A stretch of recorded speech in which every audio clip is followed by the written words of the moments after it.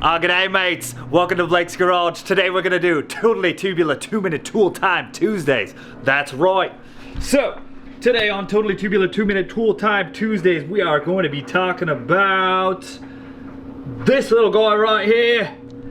It's a slide hammer, but seriously, this is one of my favorite tools. So 2 minutes on the clock, let's throw it down right there. Why do I like this tool and why do I recommend this tool?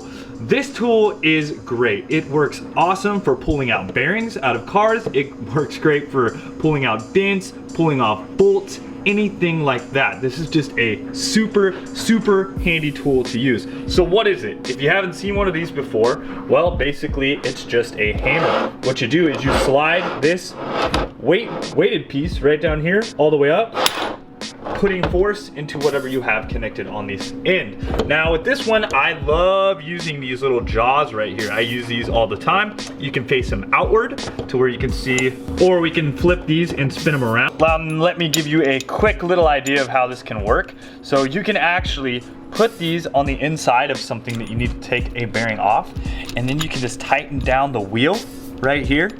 What that does is it spreads those outward. You can just take that slide hammer, go ahead and get it tight, and just bang it on up and pull things off just like that. Makes it super simple, super easy to break things that you might have a tough time with loose.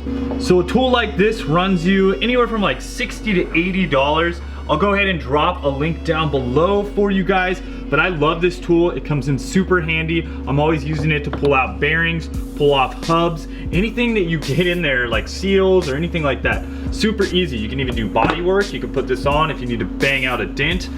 For you drift guys, if you need to bang out panels, definitely a good thing to have in the toolbox. So this is one of those tools that I love to use. So thanks a lot for watching this Totally Tubular 2-minute tool time Tuesday. I hope you watch again. Let's see if we got that under 2 minutes.